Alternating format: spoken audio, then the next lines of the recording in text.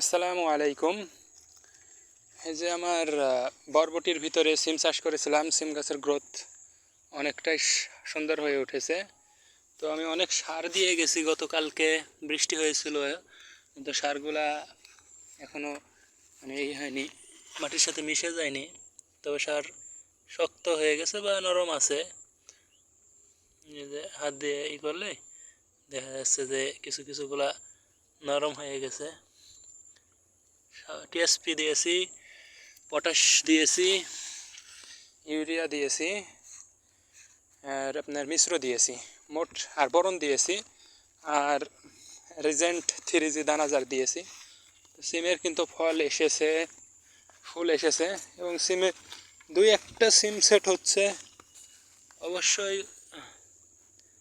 দুই একটা সিম সেট হচ্ছে। তবে গাছের গ্রোথ কম, গ্রোথ নিয়ে আসতে হবে। এই জন্য রিং বলতে যে এভাবে সারগুলো দিয়ে দিয়েছি।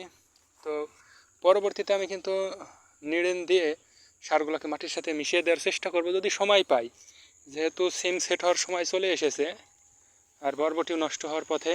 তো বরবটির লতাগুলো কেটে নামিয়ে দিব, আর সর্বোচ্চ যদি থাকে 10 দিন রাখবো, 1 সপ্তাহ 10 দিন, যেহেতু ফুল আছে বরবটিতে ব্যাপক।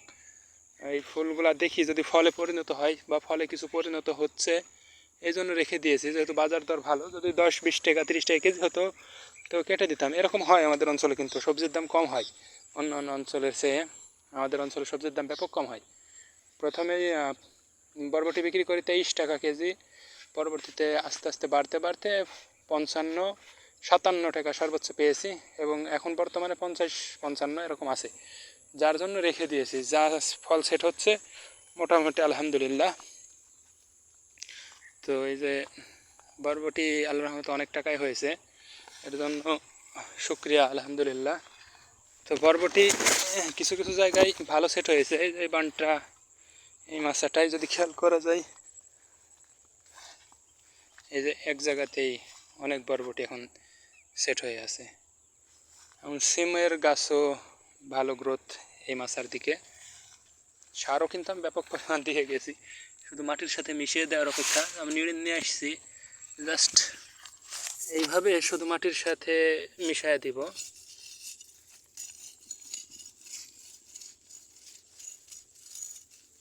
যা মিশলো মিশলো, এবং যা থাকলো থাকলো, কোনো সমস্যা নাই। বেশি সময় লাগবে না, একটা মাদায় দেখা যাচ্ছে 30 সেকেন্ড 40 সেকেন্ড মতন লাগবে। ধন্যবাদ।